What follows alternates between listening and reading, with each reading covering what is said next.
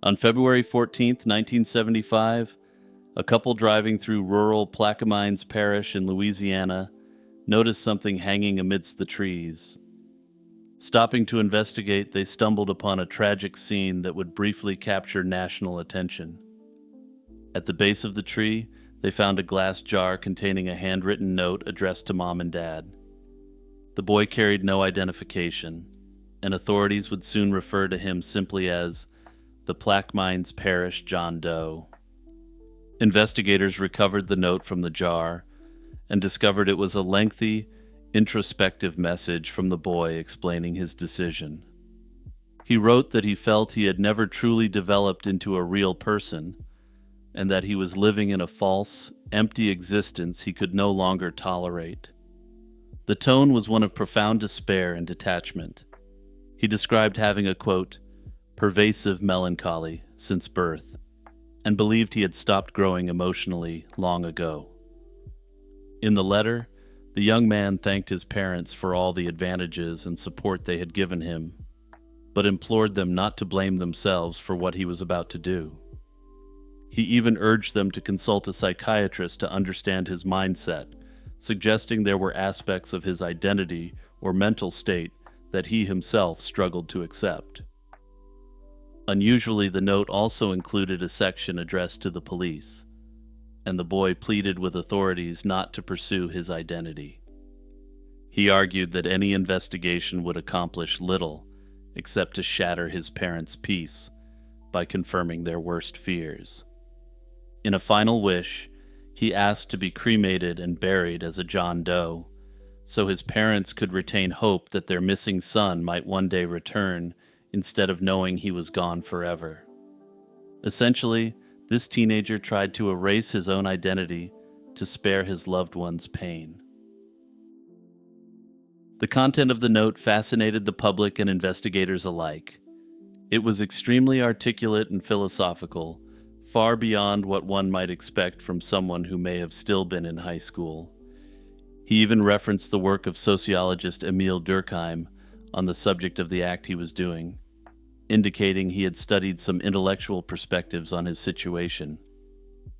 Despite the boy's plea for anonymity, authorities couldn't simply close the case. The Plaquemines Parish Sheriff's Office launched an effort to identify the victim, distributing his physical description and fingerprints nationwide in hopes of matching a missing person. The Associated Press picked up the story of this mystery teen, and newspapers around the country ran articles about the unknown youth with the poignant note. Tips and leads began to flow in, as families of missing sons wondered if this could be their child. Over 300 families contacted law enforcement, and many traveled to Louisiana to view the body at a New Orleans area funeral home. Despite this extensive effort, in the end, every lead and comparison turned up empty. By June 1975, with no identification uncovered, authorities felt they had done all they could. The unknown boy was laid to rest in an unmarked grave at a cemetery in Gretna, Louisiana. His funeral was simple and anonymous, in keeping with his own wishes. After the burial, this John Doe case quickly slipped from the spotlight, becoming yet another unsolved mystery. With no actual crime to investigate, there was little incentive for officials to pursue it further. In 2005, Hurricane Katrina's devastation reportedly destroyed many local records, and the John Doe's case file and the exact location of his burial were lost. In 2022, despite the lost case file, he was finally added to the Name Us database, a repository of John and Jane Doe cases as well as missing people. With his case now on the radar, there remains hope that modern forensic techniques might provide answers eventually. However, without a known DNA sample or an exhumation, identifying him will be challenging. While it's known that he was buried in Gretna, the unfortunate reality is that no one knows exactly where he was laid to rest. While he had requested to be cremated in his note, contemporary reports indicate that this wasn't done. His remains do lay somewhere in that cemetery, though, and if someone is able to remember where he was buried, there is the potential to resolve his case once and for all. Many theories have been proposed to explain who this young man was and why he felt compelled to do what he did. Most believe that he suffered from serious depression or another mental illness that left him feeling numb and isolated. He described himself as living a detached, hollow life without real friendships. Some have speculated that this aligns with severe depression or perhaps even high-functioning autism. Another theory is that he was grappling with issues of identity. Being gay had only been removed from the psychiatric list of disorders a year earlier, in 1974, and prejudice remained extremely strong. It's speculated that he might have been very concerned about the grief this reality would have brought to his parents.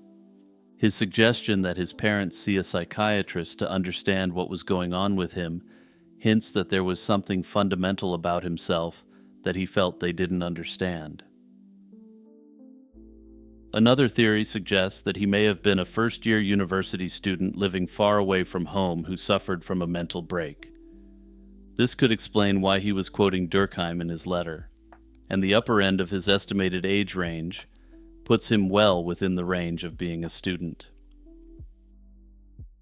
Another theory about who he was centers on the national attention the case received in the wake of his passing. The news articles were very clear that the John Doe really didn't want to be identified. Perhaps his parents were one of the families who came to see his body, and recognizing it was him, didn't identify him to the police. After all, the absolute last thing this young man seems to have wanted was a media circus surrounding himself, given his desire to be buried as a John Doe. Under this theory, his parents quietly made their peace, and fearing the national attention that would be brought by his identification, chose to respect his wishes. And I can see why they may have done this. And after all, identifying him wouldn't have brought him back, and no crime was committed that they needed to get justice for their son. In a tragic irony, the young man achieved his wish to remain a nameless enigma, but paradoxically, this status has since captured the hearts and minds of millions of people. I can relate to that in a huge way, since I had previously very briefly covered his story last year. It was just a very short segment, just about 2 minutes, and I couldn't get his story out of my mind.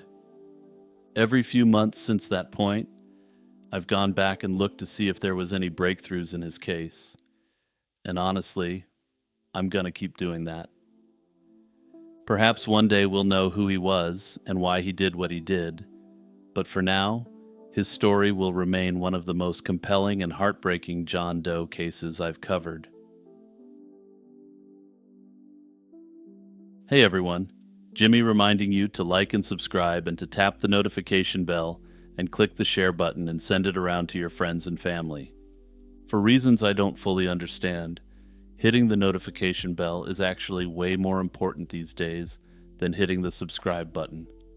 I've had a lot of comments lately about YouTube not pushing my new videos to subscribers, and if you hit the bell, you're way more likely to see my new videos on your homepage.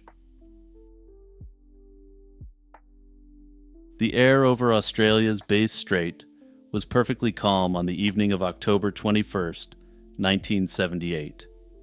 Visibility was excellent, the winds were light, and a pilot flying high enough could see the beam of the Cape Otway lighthouse cutting through the twilight from miles away. It was, by all accounts, an ideal night for flying. Inside the cockpit of a single-engine Cessna 182L, 20-year-old Frederick Valentich was about an hour into his planned flight from Moorabbin Airport near Melbourne to King Island.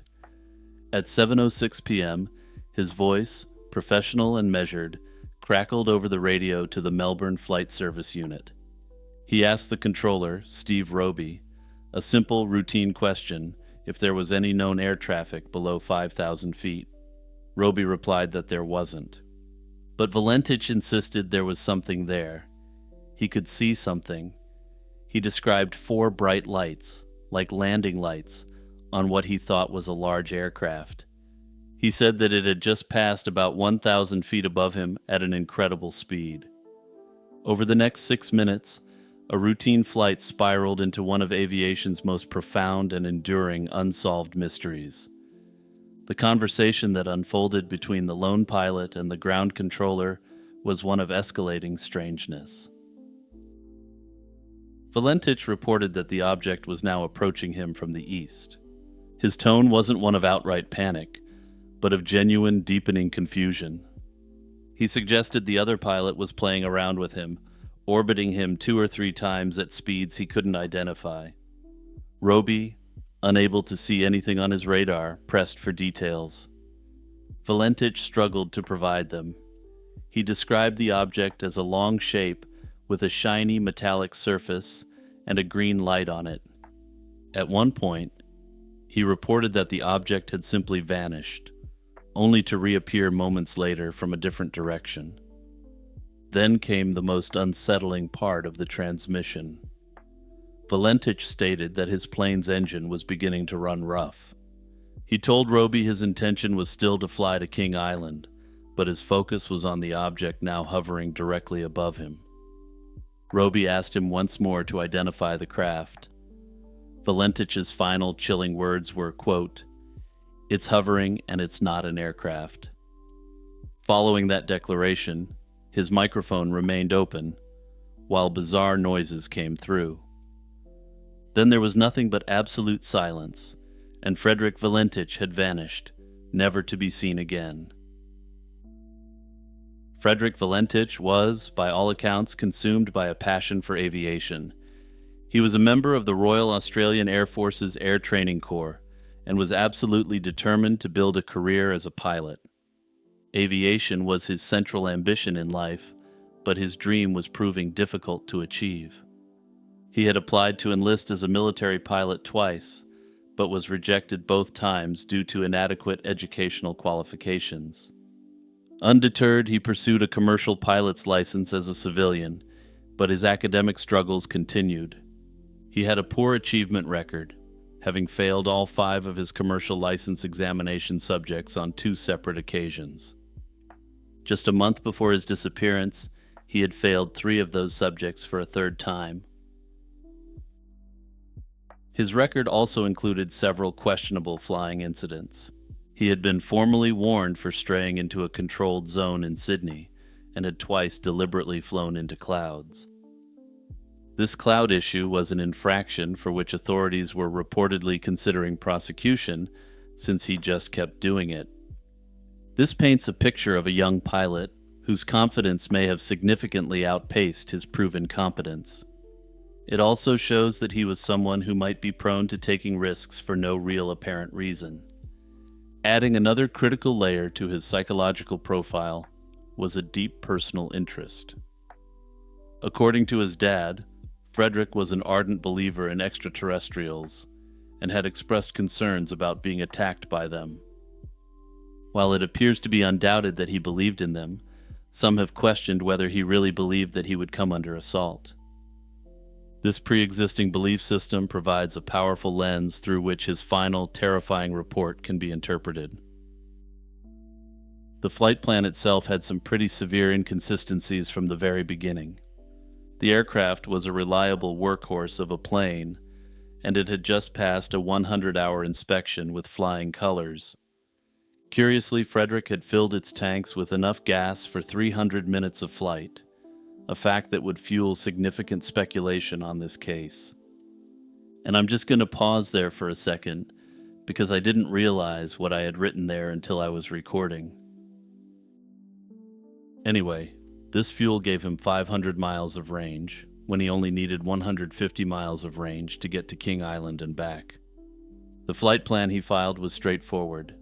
Depart Moorabbin, fly west over Cape Otway, then turn south across the Bass Strait to King Island. The mystery lay not in the plan, but in its purpose. Valentich provided conflicting and ultimately false reasons for his journey. He told flight officials he was going to pick up friends, even taking 4 life jackets with him.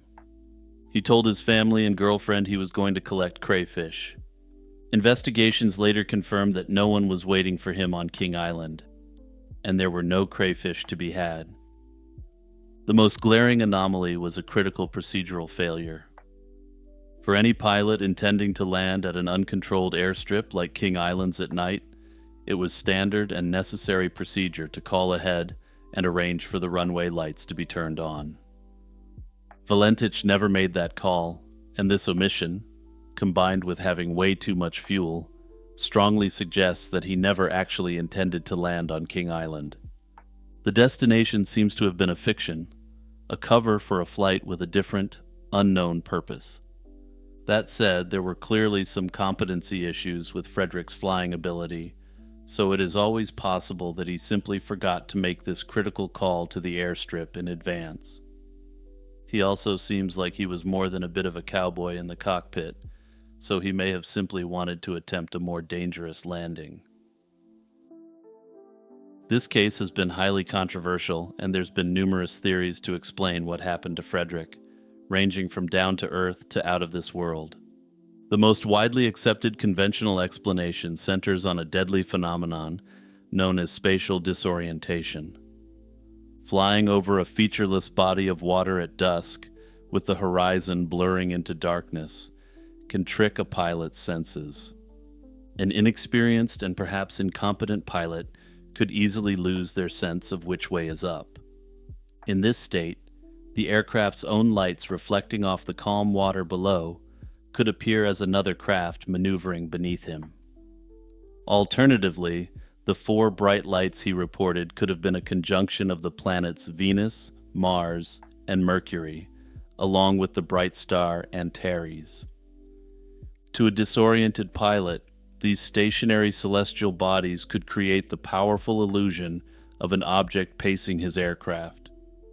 If he began to circle, as he reported he was doing, the planets would appear to be orbiting him.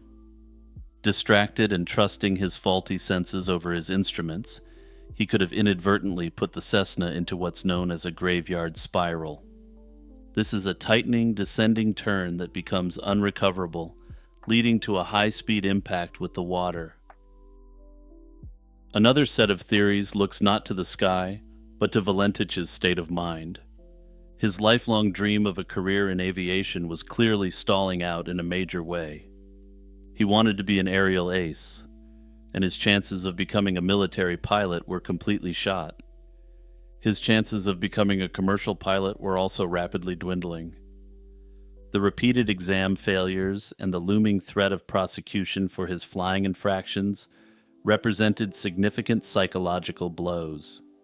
Even if he was able to pass his tests, he would essentially be an uninsurable risk and wouldn't be able to get hired regardless. His girlfriend would later tell investigators that he was acting very unusually the night before the flight. This has led to speculation that the flight was a premeditated act. Perhaps he staged his own disappearance, using the Cessna's long-range fuel capacity to fly to a remote location and start a new life under a new identity. The elaborate story would have been the perfect cover to fly away and start new somewhere else. Of course, there's a more tragic version of this theory which suggests the flight was a way to leave behind his friends and family without the grief associated with an intentional act. The flight's lack of any legitimate purpose and his failure to arrange for landing lights lend credence to the idea that this was a one-way trip. However, his family and friends have always been adamant that he wouldn't have done this and was looking forward to the future. The third possibility is to take Frederick Valentich at his word. This theory claims that he was describing a real event as it happened. His report was detailed, his descriptions of the object's movements were specific, and his tone was one of genuine bewilderment rather than fabricated panic. This theory is bolstered by a number of belated eyewitness accounts from the ground. After the story hit the newspapers, several people came forward claiming to have seen strange, erratically moving green lights in the sky over the Bass Strait that same night. An amateur photographer named Roy Manifold was taking pictures of the sunset at Cape Otway around the time of the incident. I've put the Roy Manifold photograph up on the screen now, so if you're one of those people who just listens, take a look and tell me what you think this is. In the immediate aftermath, a massive 4-day air and sea search was launched, covering more than 1,000 square miles of ocean. Searchers found nothing. No wreckage, no personal effects, not even an oil slick that could be positively identified as coming from his Cessna.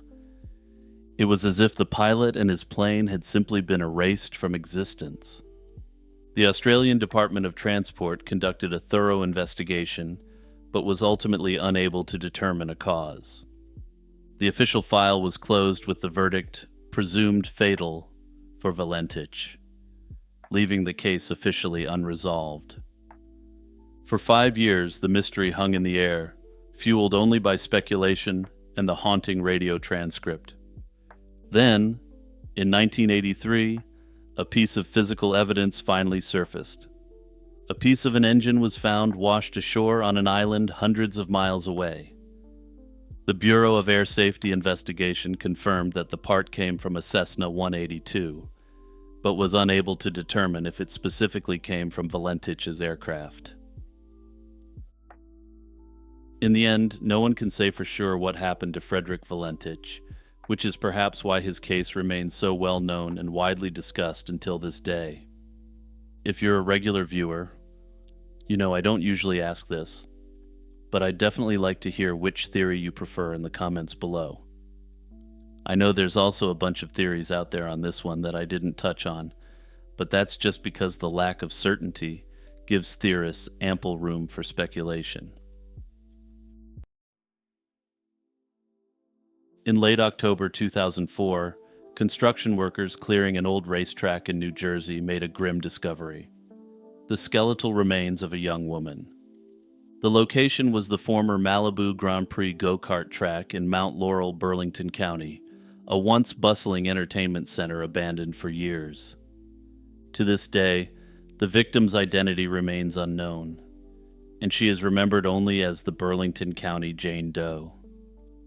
Now, over 2 decades later, a cutting-edge DNA breakthrough revealing Turkic ancestry has injected new hope into this cold case. On October 26, 2004, an excavation crew was demolishing structures at the Malibu Grand Prix site when they stumbled upon human remains in a wooded area off Fellowship Road. The property, once a go-kart racing park with arcades, had sat vacant for the previous 6 years. Hidden among overgrown brush and debris lay the skeletal remains of a female, later estimated to have been deceased for roughly 1 year. Cops believe she likely died in early 2003, meaning her remains had quietly weathered at least a full cycle of seasons before discovery. Investigators immediately treated the scene with suspicion, and finding a body in such a secluded, out-of-the-way spot suggested foul play. The woman carried no identification, and there were no obvious personal documents or cell phone, only the tattered remnants of her clothing, and a few mundane items. The Burlington County medical examiner couldn't initially determine the cause of her demise, and no significant clues were recovered. With no ID and no immediate missing person match, the case began as a perplexing Jane Doe investigation. Although her name was a mystery, investigators did gather valuable details about the unidentified woman. She was between 25 and 35 years old and stood 5 feet 5 inches tall. She weighed somewhere between 100 to 125 pounds in life, though this was just a rough estimate given the state of her remains. Her hair was black, and she likely had black or brown eyes, and she was initially believed to be half white and half Asian, though some suggested that she could be Native American. No evidence of trauma has ever been publicly disclosed, though the location of her body indicated that she was likely dumped there. While this could theoretically suggest an accidental overdose, the far more probable cause, according to investigators, was foul play. The Burlington County Jane Doe case soon went cold, as leads proved extremely elusive.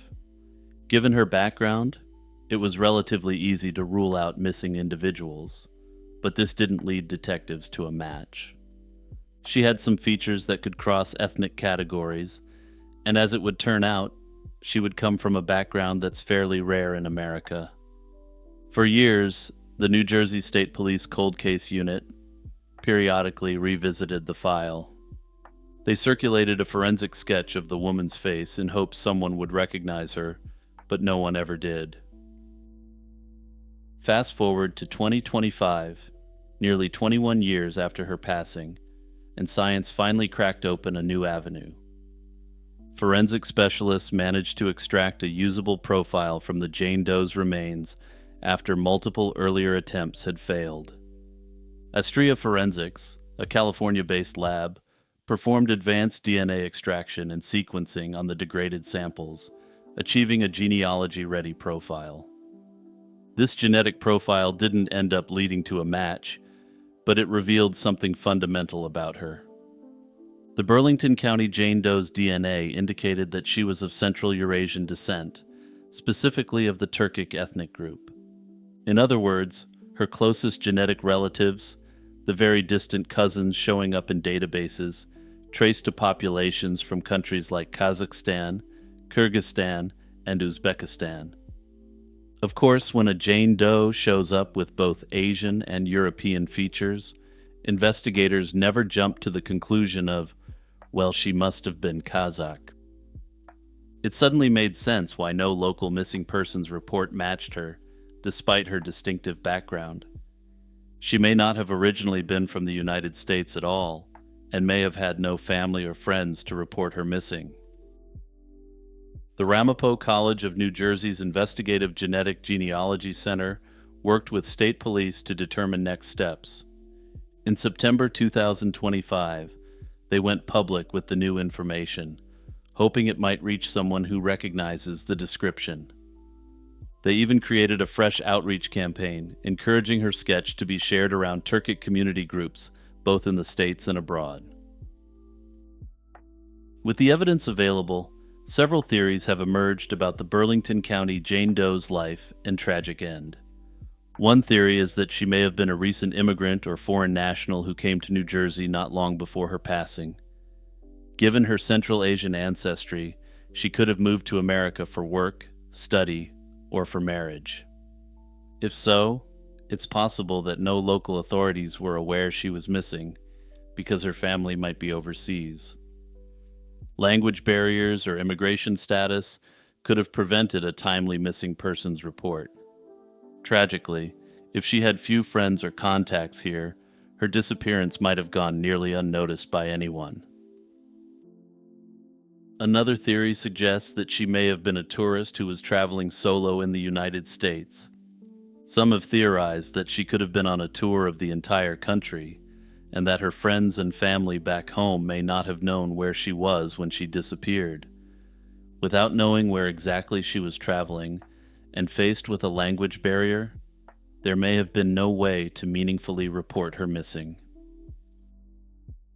Another troubling possibility is that she was a victim of trafficking or foul play by someone she met after arriving in America. The early 2000s saw cases of trafficking rings from former Soviet states, and one of the claims is that the Jane Doe could have been caught in such a situation. Perhaps she trusted the wrong person, such as an employer, a quote-unquote boyfriend, or a smuggler who harmed her and dumped her body behind the abandoned racetrack. The Malibu Grand Prix site, being deserted, would have been a convenient hiding place for a crime. Supporting this theory is the fact that her personal items were minimal and she was devoid of any identification, almost as if someone deliberately stripped her of anything traceable. It's easy to imagine a scenario where an assailant removed her wallet or papers to delay identification. If she was the victim of trafficking, it's been speculated that she's much less likely to be Kazakh or Azeri, rather than Kyrgyz or Uzbek. This is due to the socio-economic realities of these nations. While Kazakhstan and Azerbaijan are upper-middle-income nations, Kyrgyzstan and Uzbekistan are quite poor, making women from these countries more likely to be targeted. A more domestic theory speculates that the woman could have been American. While individuals of her background aren't overly common in the United States, they did first start arriving in the 19th century, along with other immigrants from the Russian Empire. Some have speculated that she may actually be a Tatar, a Turkic Eurasian ethnic group found throughout Russia and Eastern Europe. Tatars often express traits from their combined European and Asian heritage, which may explain the Burlington Jane Doe's appearance and genetic results. And interestingly, while going down the rabbit hole on the presence of Tatar people in America, I found out that the iconic all-American actor Charles Bronson was half Tatar. I'm sure that'll come in handy for someone watching at a bar trivia night someday. Ultimately, at present, this Jane Doe still doesn't have her name back, but with this new piece of evidence, her case may be resolved soon. In the Fisherville neighborhood of Louisville, Kentucky, there's a place where the serene beauty of nature collides with a dark legend. Pope Lick Creek is an idyllic slice of the Kentucky landscape, with hiking trails that wind through old-growth forests and meadows that bloom with wild flowers. But looming over it all is a skeletal finger of rusted steel, a 90-foot-high, 800-foot-long railroad trestle, owned and operated by Norfolk Southern Railway. This bridge is the stage for one of America's most unsettling legends, the tale of the Pope Lick Monster. For generations, stories have been whispered about a creature that haunts this spot, a grotesque hybrid of man and goat, or perhaps man and sheep. But the truly chilling part of this story isn't the monster. It's the very real, very long list of people who have perished here, lured to their doom not by a cryptid's hypnotic gaze, but by the siren song of the legend itself. Locals have described a creature with the muscular torso of a man and the fur-covered legs of a goat, complete with cloven hooves. While the earliest records seem to indicate that the creature was thought to be a sheepman, it morphed from a friendly sheep to the more satanically aligned barnyard animal later. Its face is said to be a pale alabaster mask, with wide-set eyes and sharp horns jutting from its forehead. The stories of its origin are extremely varied. The most popular version claims it was a circus freak, a horribly mistreated creature that escaped when a circus train derailed on the trestle during a violent thunderstorm. Another tale paints it as the twisted reincarnation of a farmer who sacrificed his goats to the devil for dark powers, only to be transformed into the very thing he destroyed. Still others rationalize the legend, suggesting it was just a reclusive hermit or a scientist disfigured in a lab accident who scared people away from the tracks. Whatever the case, the legend is clear that the monster uses hypnosis or mimics human voices to lure trespassers onto the trestle, right into the path of an oncoming train. But the truth is, the trestle needs no actual monster to eliminate its victims, and it's a perfect trap all on its own when combined with the legend. Contrary to a misconception popular among thrill seekers, the tracks aren't abandoned, not even in the slightest. They're a major and frequently used freight artery into Louisville. The bridge has no walkways or railings, just a few feet of uneven railroad ties on either side of the rails before a 9-story drop. The curve of the track and the surrounding woods can muffle the sound of an approaching train until it's too late. Once a train appears, there's no escape to be had unless the train coming is very short, and even then it requires ape-like athletic ability. A person can't outrun the train, and only the most elite grip athletes such as rock climbers possess the strength to hang from the side for the 5 to 7 minutes it takes a long train to pass. For decades, people have come here to test their bravery, and for decades, people have perished. In 1987, 17-year-old Jack Baum was struck by a train while trying to get a glimpse of the Goat Man. In 2016, Raquel Bain, a 26-year-old tourist from Ohio, met her end while searching for the monster with her boyfriend. He only survived by dangling precariously from the side of the bridge as the train roared past, and fortunately for him, it was a relatively short train. In 2019, 15-year-old Savannah Bright was struck on the tracks, an incident that led her grieving parents to file a lawsuit against Norfolk Southern. They alleged the company hadn't done enough to secure what had become an attraction, which led to Bright being cut down by the train. The very unsettling thing about the Pope-Lick monster is that it's a terrifying example of a cautionary tale that has become pathological. The purpose of the legend was presumably originally to scare teenagers away from going to this extremely dangerous train crossing. If it stayed like that, it would have been a localized version of the Hookman, a common urban legend which advises teenagers to stay away from secluded lovers' lanes. But the legend of the Goat Man does the opposite. It doesn't warn people away from the trestle, it beckons them closer. The prohibition against crossing the tracks to see the creature somehow transformed from a word of caution into a high-stakes dare that legitimately brings people in from around the world. In that way, the Pope-Lick monster is almost like a Scooby-Doo villain, or at least it would be if it hadn't claimed so many lives. It's February 13th, 1961, and three amateur rockhounds, Wallace Lane, Virginia Maxey, and Mike Mikesell, were out searching for geodes to sell in their small gem and gift shop. After a long morning, they'd gathered a sack full of promising specimens. The next day, back in their workshop, Mikesell fired up his diamond-bladed saw to slice one open, expecting to find beautiful amethyst crystals inside. Instead, the saw screeched, shuddered, and a nearly new blade was utterly destroyed. Inside the rock wasn't the hollow, crystal-lined cavity, but something completely impossible. It was a perfectly circular cylinder of what looks like white porcelain, with a 2-millimeter shaft of bright magnetic metal running through its center. This was the birth of the Koso artifact, an object that would soon become a legend in the world of out-of-place artifacts. The discoverers examined it more closely, finding other strange features. The porcelain was wrapped in a hexagonal casing, and there were layers of what seemed to be decomposing copper. Even stranger, embedded in the outer crust of this hardened, clay-like rock, were what looked like a nail and a washer. But the detail that truly ignited the firestorm of speculation came from Virginia Maxey.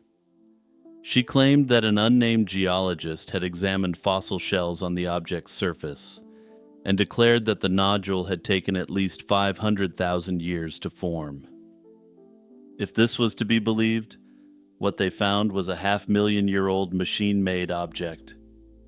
The claim was staggering, and though the geologist was never identified and their findings were never published, the story took on a life of its own.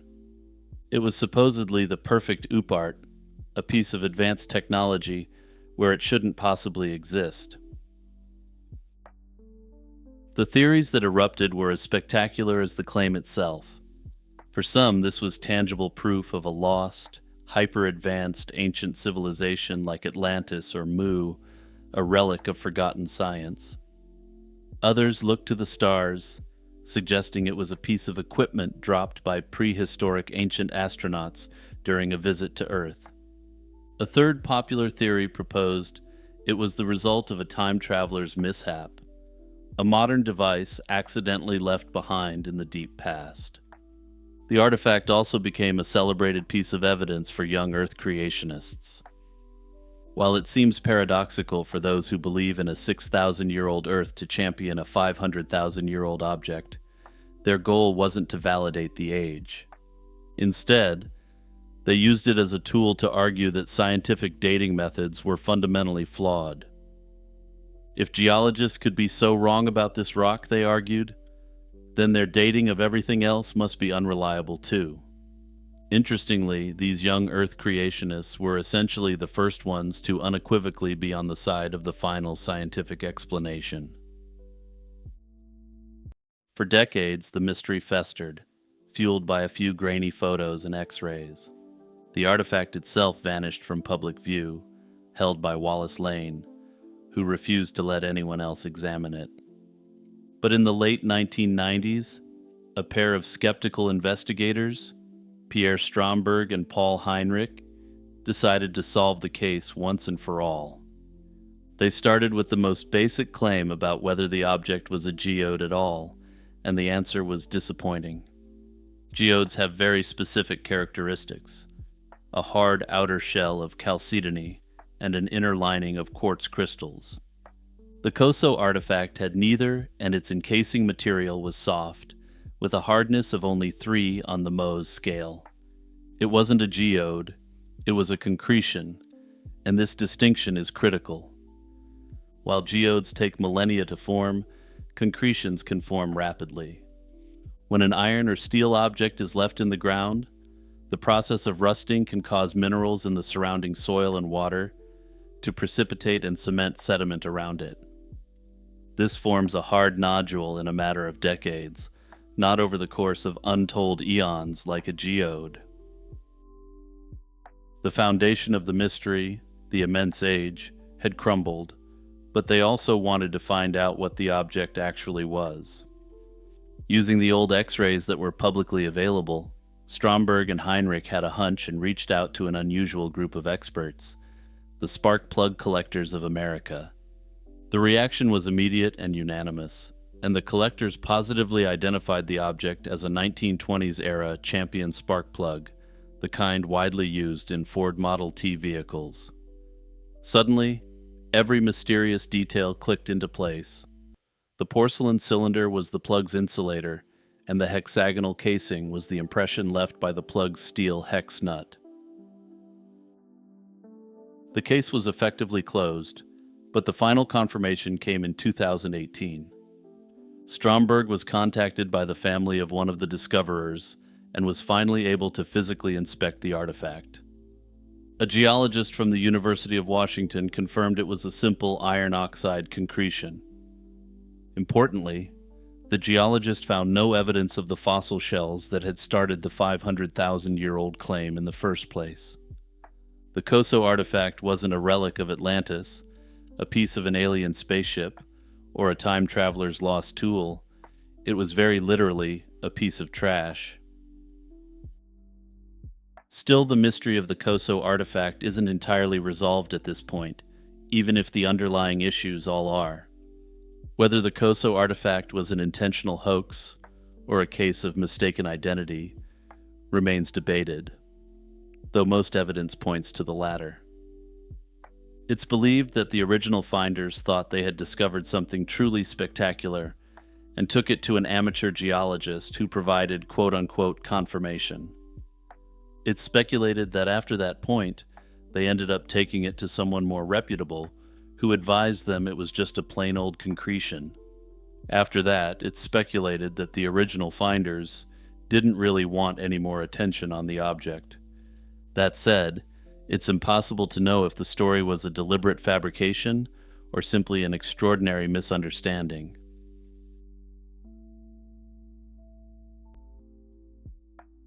One stormy night in 1113, a group of French monks arrived in the coastal town of Christchurch in Dorset, carrying a load of religious relics. If the legends are to be believed, this arrival would spark off the summoning of a 5-headed fire-breathing dragon.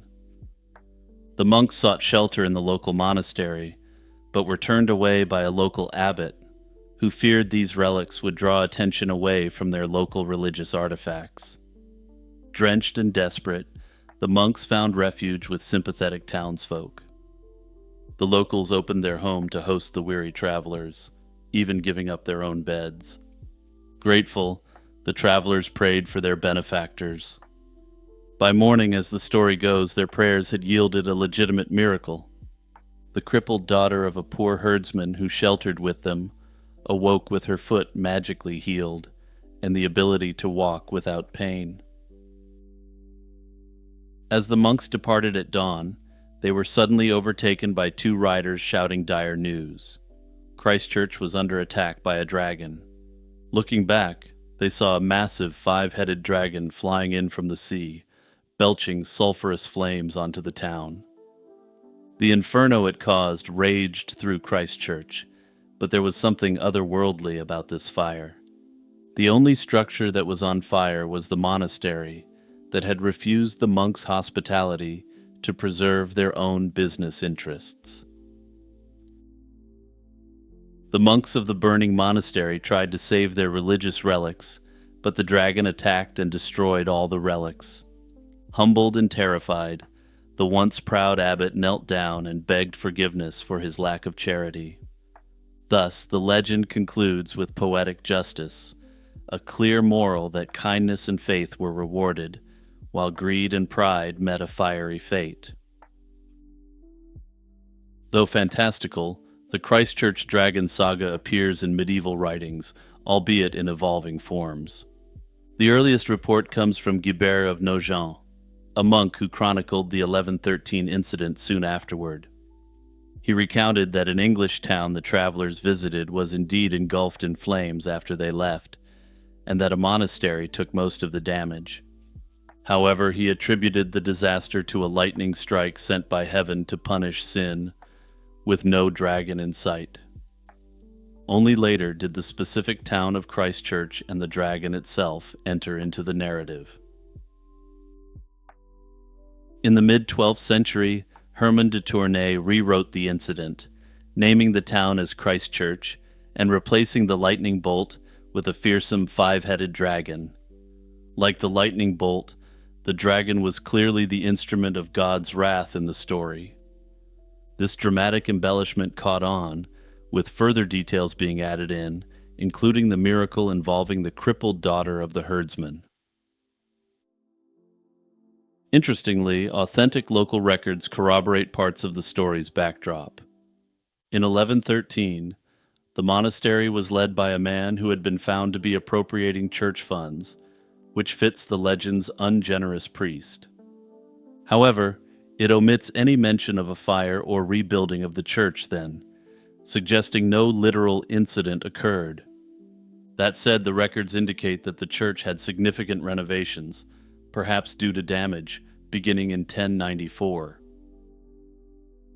One explanation for this medieval English mystery is that the origin of the tale is a generational game of telephone where the details became garbled over time. Under this theory, French monks did attend Christchurch around 1113 and found out about the monastery's ongoing leadership issues. Perhaps they saw the monastery in a state of disrepair, and someone informed them that this was a result of some form of divine punishment for sin. From there, the story quite literally grew wings, a tail, and 5 fire-breathing heads. Another theory suggests that a lightning bolt could have struck the monastery or town, sparking a fire. Medieval people, steeped in religious interpretation, might readily describe lightning's fire as a dragon's breath. Indeed, references to dragons in medieval chronicles weren't uncommon, indicating a genuine belief in the creatures around that time. Many historians view the dragon as a symbolic invention, perhaps not intended to be taken literally. The tale's structure, hospitality repaid with miracles, and arrogance punished by disaster, is a classic moral story. Under this theory, it's a lesson in Christian charity, ensuring that audiences understood the virtue of kindness and the perils of greed. Be kind and welcoming, and you'll receive heavenly rewards. Be greedy, and you'll beg God for forgiveness as literally everything burns around you. Others have put forward the idea that the event actually recalls a Viking raid. Under this theory, which suggests the event happened much earlier than documented, the 5-headed dragon was actually the arrival of multiple Viking ships. The evidence for this is entirely circumstantial and based on the fact that Viking longships often depicted serpents or dragons at the front of the ship and also raided England.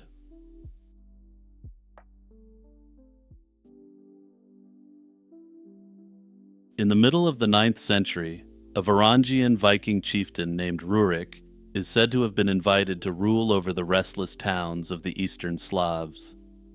According to medieval chronicles, this event in the year 862 marked the birth of a new dynasty and the genesis of the polity that would eventually become the powerful Kievan Rus. For centuries, the tale of Rurik's arrival has been repeated as the founding legend of Russia.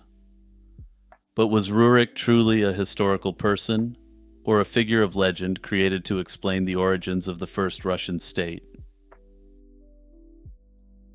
The primary source for Rurik's story is the Russian Primary Chronicle, also called the Tale of Bygone Years, a history compiled by monks under Rurikid patronage in the early 12th century. This chronicle recounts that in the year 862, several East Slavic and Finnic tribes, tired of constant strife, decided to invite a wise foreign prince to rule over them. To ensure neutrality, they wanted a man from far away, who had no existing affiliations with the tribes, and wouldn't exhibit any inherent favoritism. The prince they summoned was Rurik, leader of a Norse tribe known as the Rus, who would give their name to the region and to the largest group of East Slavic people. According to the account, Rurik arrived with his brothers Cineas and Truvor and a large retinue, and the three divided authority among themselves. The oldest, Rurik, located himself at Novgorod, while the two others took over lesser towns in the region. Within a few years, Cineas and Truvor had both died, and Rurik consolidated their lands under his sole rule. Rurik's base of power was in the Novgorod region, near the Volkhov River. One variant of the chronicle tradition even claims that Rurik first settled at Staraya Ladoga, an important Viking trade settlement on Lake Ladoga, before moving to Novgorod.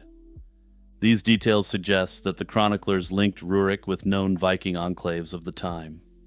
Indeed, archaeological discoveries show that Staraya Ladoga had a strong Scandinavian presence by the 9th century, and perhaps even as early as the 8th century.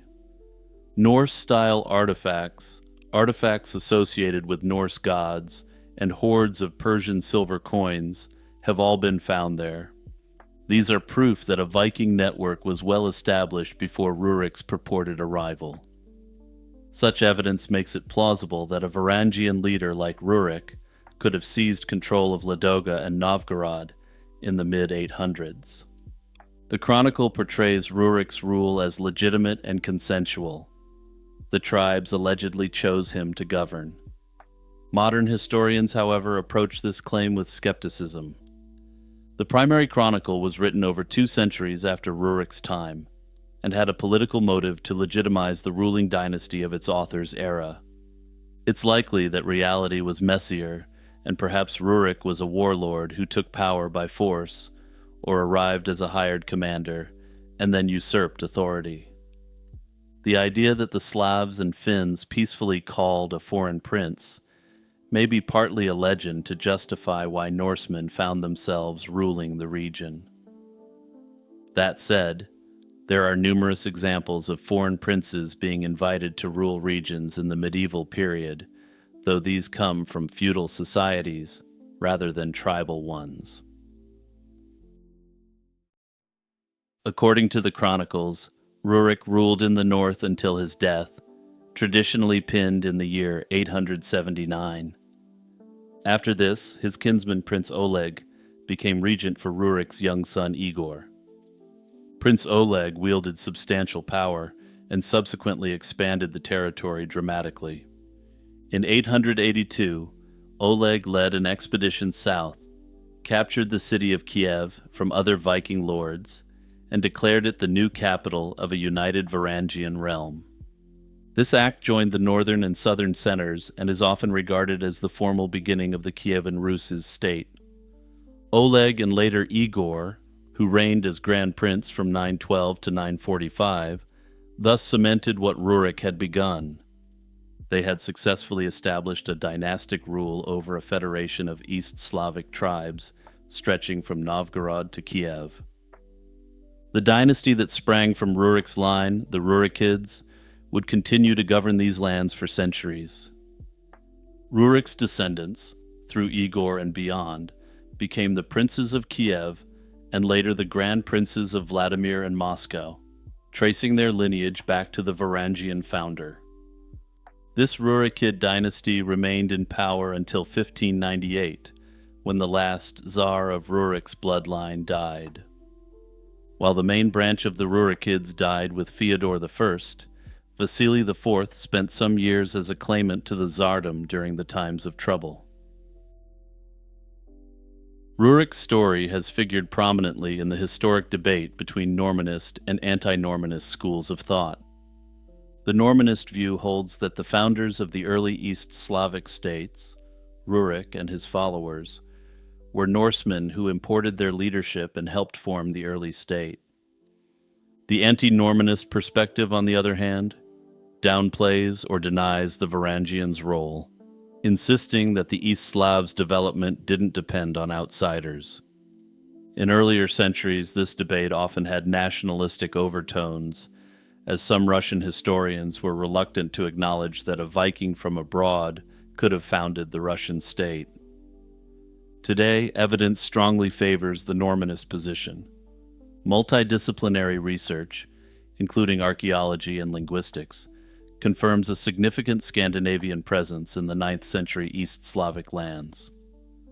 Most modern historians conclude that the Varangians were indeed Norsemen who became a ruling elite and gradually assimilated with Eastern Slavs over the following centuries.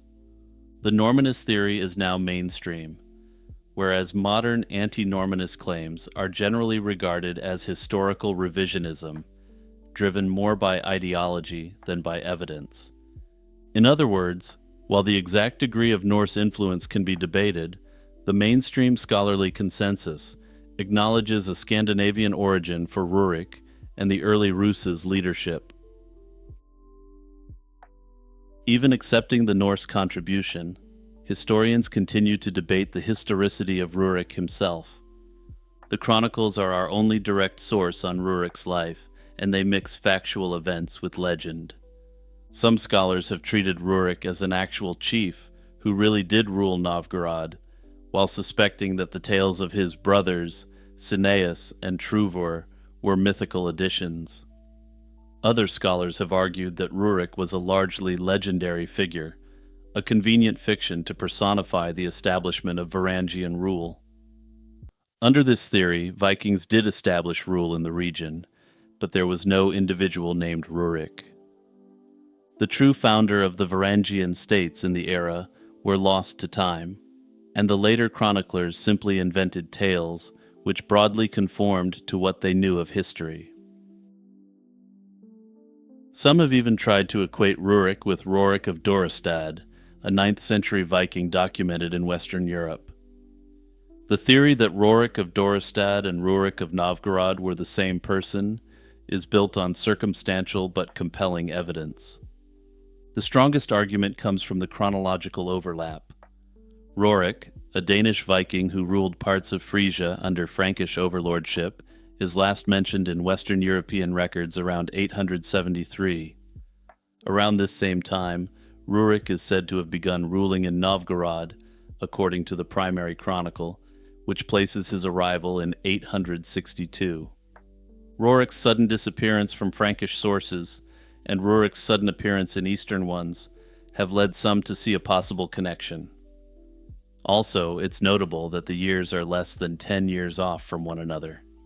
This can be explained by the Western sources on Rorik being contemporary, while the primary chronicle came much later. The names themselves are also noteworthy, and Rorik and Rurik are considered variants of the same Old Norse name. Another clue lies in Rorik's known background. He had extensive experience as a ruler under the Carolingians, and would have been familiar with managing tribute, diplomacy, and warfare. These are the very skills Rurik is described as bringing to the fragmented Slavic and Finnic tribes in Eastern Europe. The primary chronicle claims local tribes invited Rurik and his kin to bring order.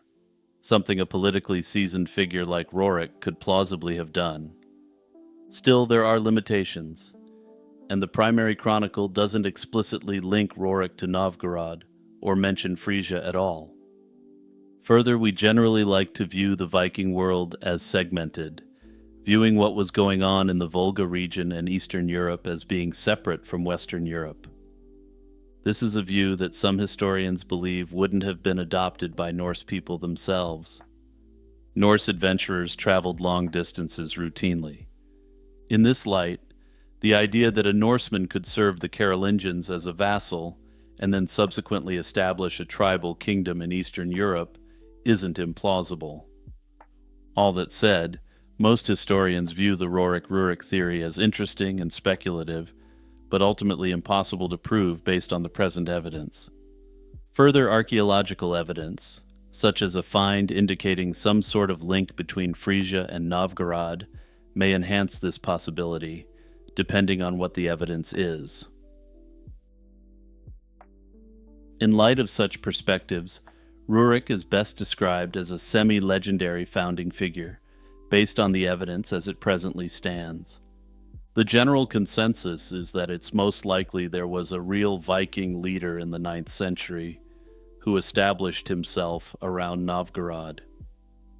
While he may not have been named Rurik or done the exact things Rurik did, somebody did something extremely similar. In that sense, Rurik most certainly exists, even if he would be puzzled if you referred to him by that name.